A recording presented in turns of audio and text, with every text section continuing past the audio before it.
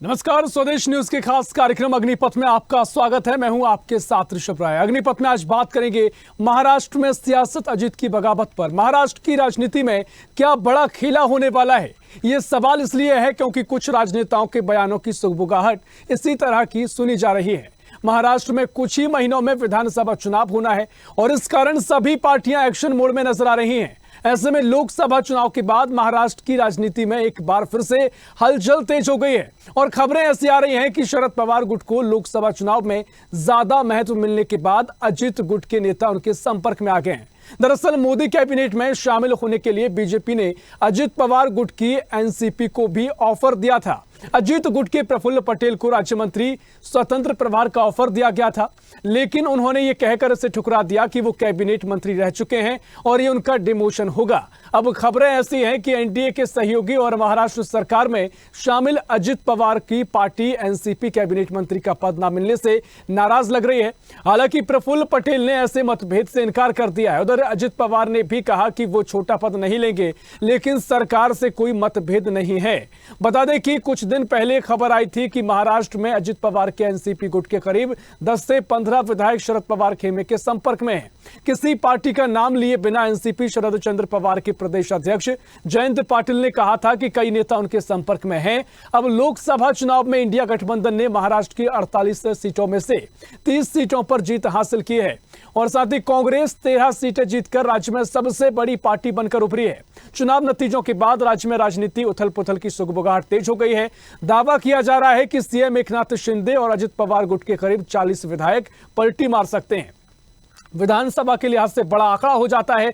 अब मोदी मंत्रिमंडल के गठन के बाद महाराष्ट्र की सियासत को एक बार फिर से हवा मिली है और ऐसे में देखना होगा कि विधानसभा चुनाव से पहले महाराष्ट्र की राजनीति में क्या बड़ा खेला होने वाला है। इसी पर चर्चा करेंगे, लेकिन तमाम सवाल यही कि क्या महाराष्ट्र में फिर से खेला हो सकता है, क्योंकि अजित पवार के बयान हो या फिर शिवसेना शिंदे गुट के भी तमाम बयान ऐसे देखने को मिले हैं, जिसके चलते ये कहा जा रहा है कि विधानसभा चुनाव में किसी तरह का गोला भाग के चलते महाराष्ट्र में एक बार फिर खेला हो सकता है। और इसी पर हम चर्चा करेंगे। तमाम मेहमान हमारे साथ जुड़ गए हैं। मेहमानों से आपका तारुफ करा देते हैं। एनसीपी अजित गुट से प्रदेश सचिव नीलेश कोटे पाटिल हमारे साथ जुड़ गए। बहुत स्वागत है नीलेश जी आपका। साथ ही भारतीय जनता पार्टी नेता महाराष्ट्र से सचिन तांबे हमारे साथ जुड़ गए। बहुत स्वागत है सचिन जी आपका। और साथ ही एनसीपी शरद गुट से विद्या चौहान हमारे साथ जुड़ेंगी, फिलहाल वो नहीं जुड़ी हैं।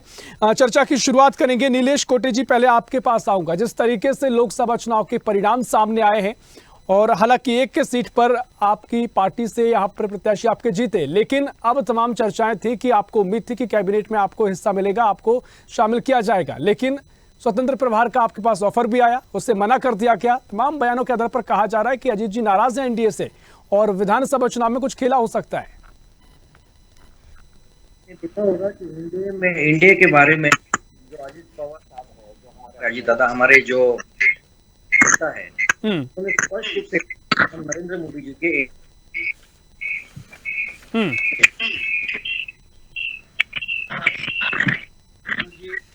बार कैबिनेट। नीलेश जी आपकी आवाज यहाँ पर प्रॉपर नहीं आ पा रही है। हेलो जी नीलेश जी, मुझे लगता है कोई तकनीकी खामी है, कोई आपकी आवाज प्रॉपर नहीं आ पा रही, किस तरह का शोर उसमें आ रहा है। खैर चर्चा को मैं आगे बढ़ाएंगे, आप दुरुस्त आवाज की आवाज करेंगे, उसको कोशिश करेंगे। साथ ही सचिन जी आपके पास आ रहा हूँ।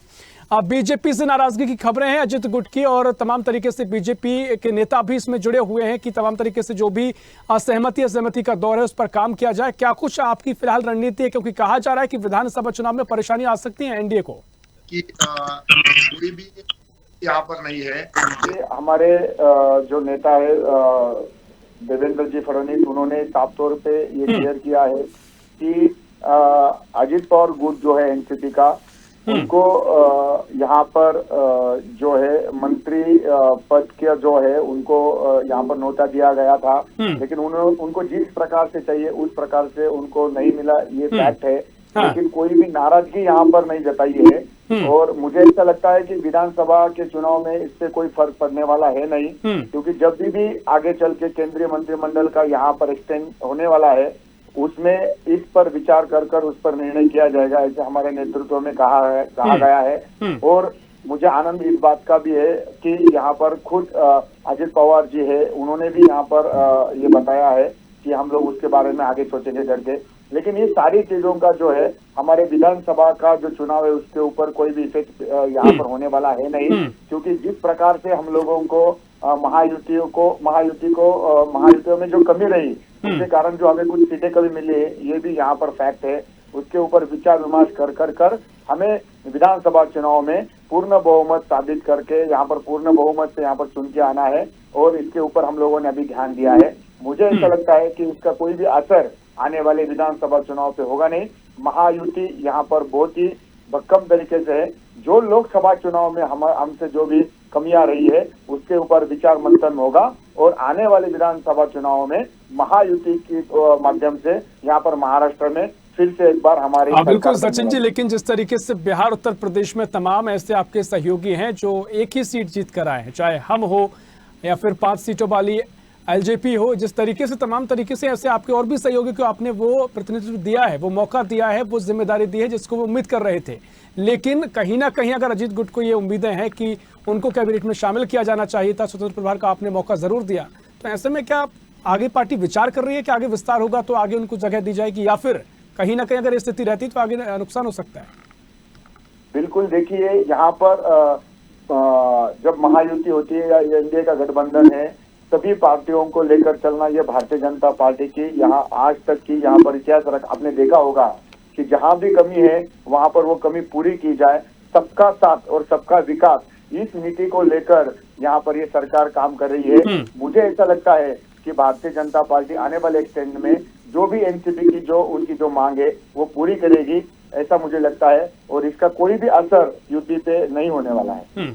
चलिए ठीक है, अब आप कह रहे हैं कि कुछ भी असर नहीं होगा, वक्त बताएगा। हालांकि चुनाव भी अक्टूबर में है, 3-4 महीने का समय बाकी है, तो ऐसे में देखना महत्वपूर्ण होगा क्या कुछ रणनीति आप सभी दलों की आप पर रहेगी। चर्चा को आगे बढ़ाएंगे। नीलेश जी, आवाज आप सुन पा रहे हैं आप? हाँ जी, हाँ जी, ठीक है, आपकी आवाज भी आ रही है। देखिए नीलेश जी, जिस तरीके से अजीत जी ने कहा कि एनडीए के साथ ही रहेंगे, कहीं नहीं जाएंगे, हालांकि चर्चाएं ये कि जिस तरीके से आपको वो जो पद चाहिए था, कैबिनेट में आपको जगह चाहिए थी, वो जगह नहीं मिली है।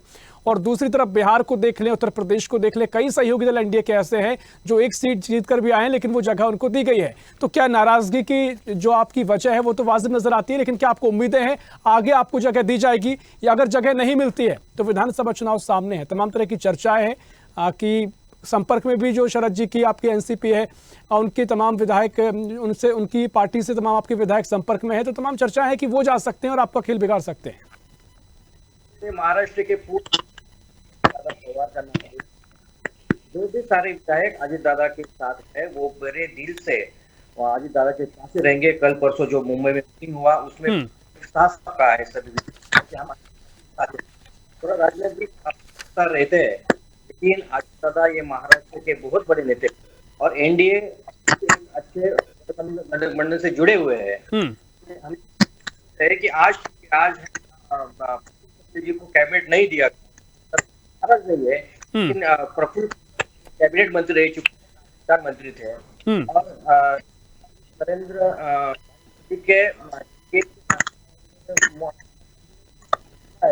और तहे दिल से उनको नेता ही मानते हैं। बस थोड़ी बार आगे पीछे हो जाएंगे, लेकिन हमें देवेंद्र फडणवीस से पूरी भरोसा है अच्छे पद के लिए प्रफुल्ल जी पटेल के नाम चुनेंगे।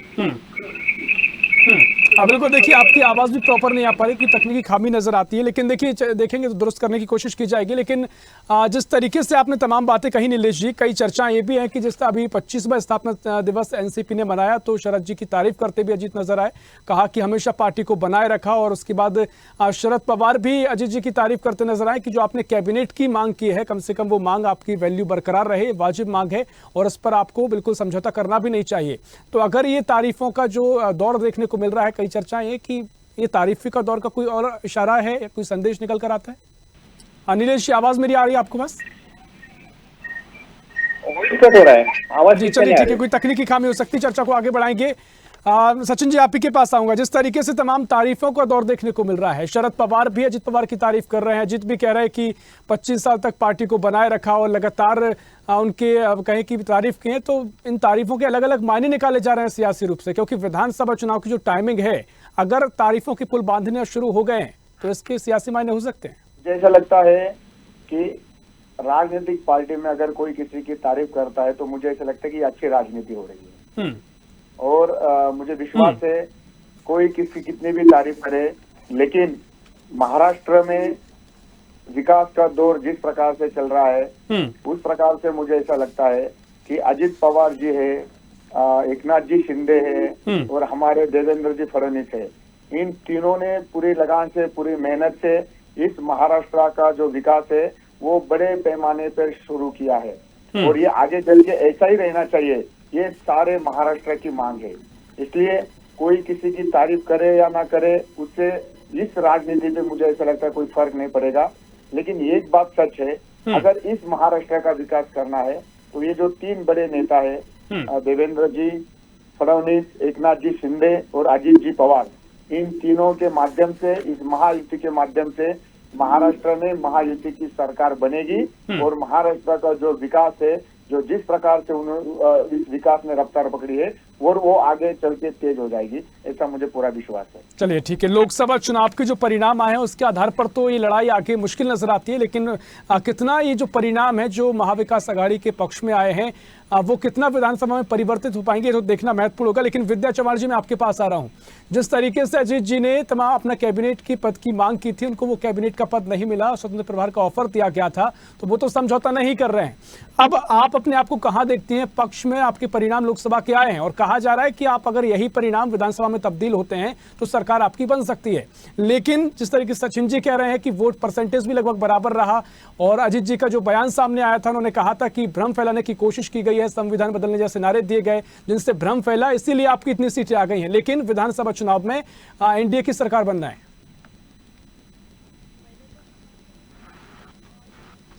विद्या जी, ये जो बोल रहे हैं बार बार जी कि ये विकास विकास विकास हो रहा है, तो विकास वगैरह कुछ नहीं, अदानी अंबानी का विकास हो रहा है और पूरे देश का सत्यानाश हो रहा है। और इसीलिए लोग मोदी सरकार से बहुत चिढ़ गए थे और यूपी में भी लोगों ने उनको उनकी जगह दिखाई।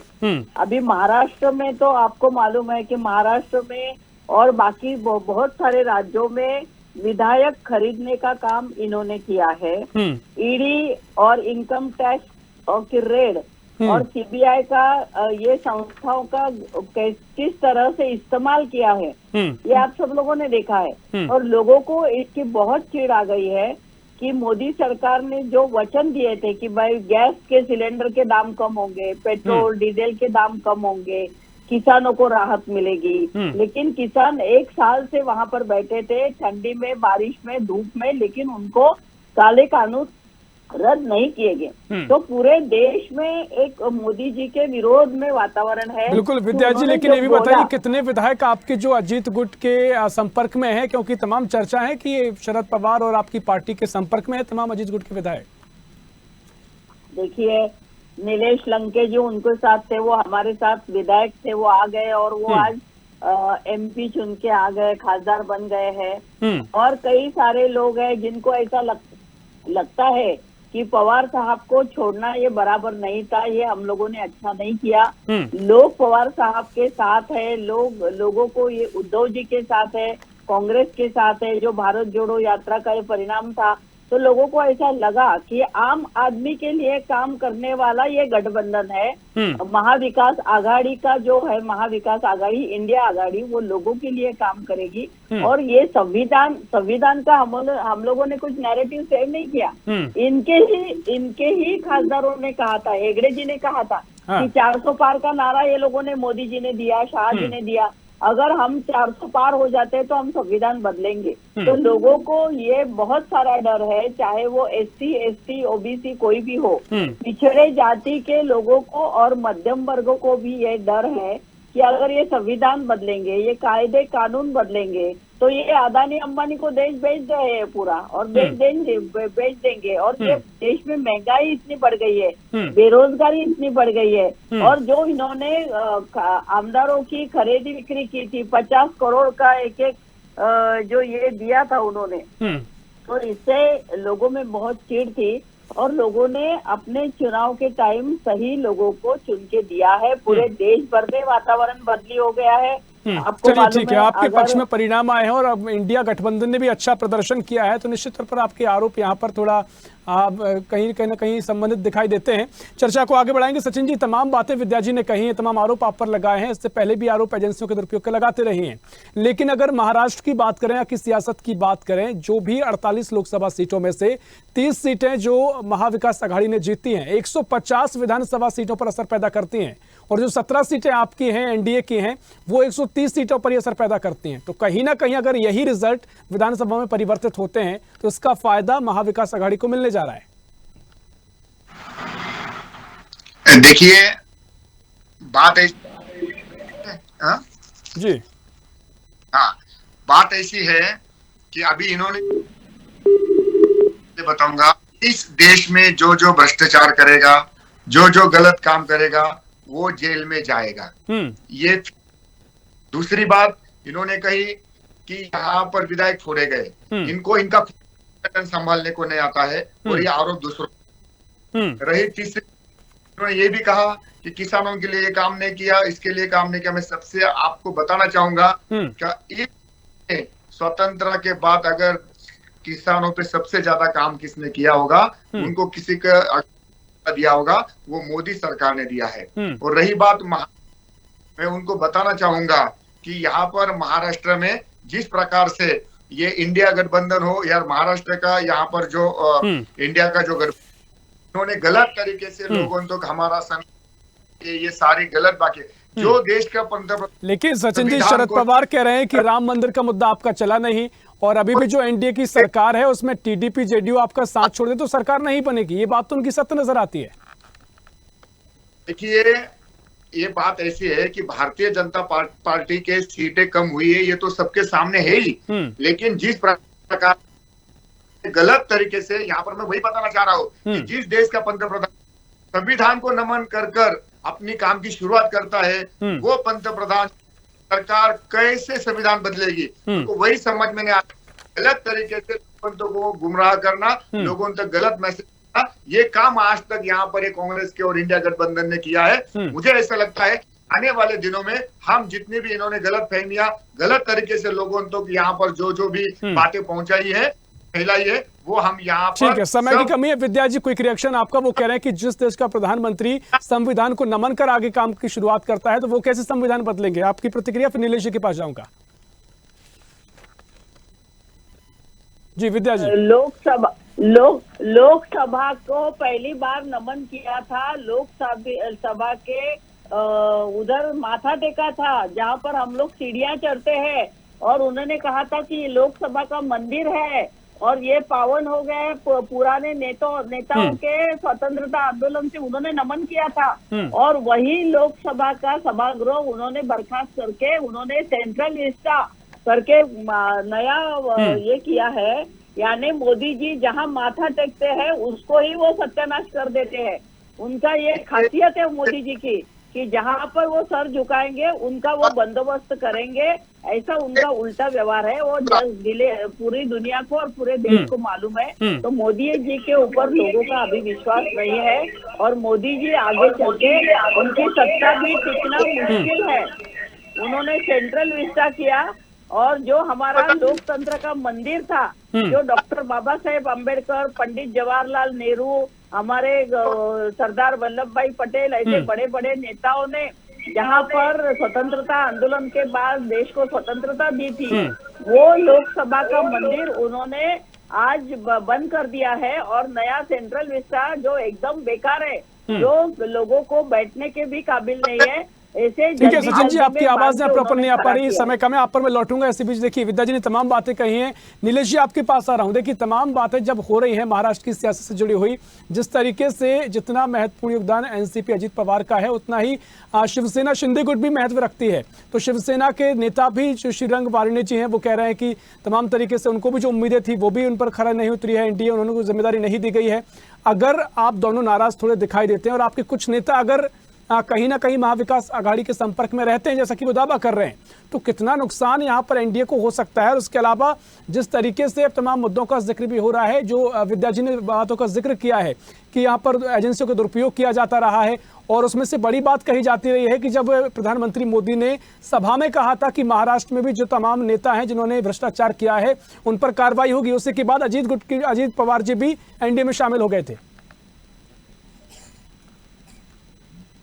आवाज आ रहा है? हेलो जी जी, आवाज आ रही है आपकी। विद्या जी बहुत बड़े नेता है, हमारे भी नेता रह चुके हैं, और हम बहुत छोटे सामान्य कार्यकर्ता है। बस दादा के माध्यम से हम बहुत बड़े कुछ नहीं, लेकिन यही बात हम कहना चाहते हैं कि एनडीए गठबंधन जो हेलो जी जी, आवाज आ रही है आपकी।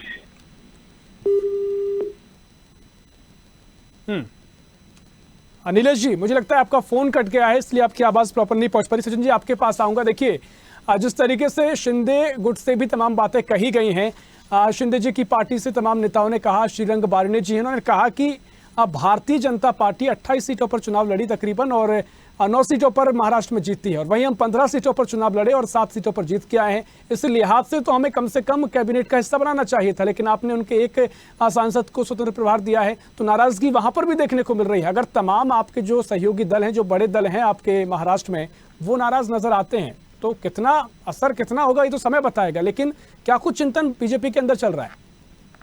देखिए, बीजेपी ये जो है केडर बेस्ड पार्टी है, वैचारिक अध्ययन इस पार्टी को है। जिस प्रकार से हमारे जब पार्टी का यहाँ पर स्थापना हुई थी तब हमारे पास सिर्फ 2 एमपी थे। आज इस संगठन कर हम इस पैगाम पे आए हैं कि हमारा खुद का सरकार हम चला रहे हैं। इस पार्टी में हर चीज पे यहाँ पर विचार मंथन होता है, और उसमें से जो भी देश के लिए समाज। ठीक है सचिन जी, समय कम है बस। नीरज जी, आप कुछ कह रहे थे, आपकी आवाज नहीं, ये पहले था, वाजपेयी के जमाने में था।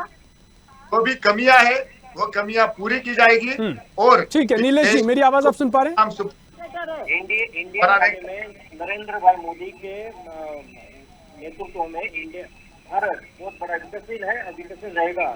इसलिए अजीत दादा पवार के माध्यम से हम इंडिया के साथ ही जुड़े रहेंगे।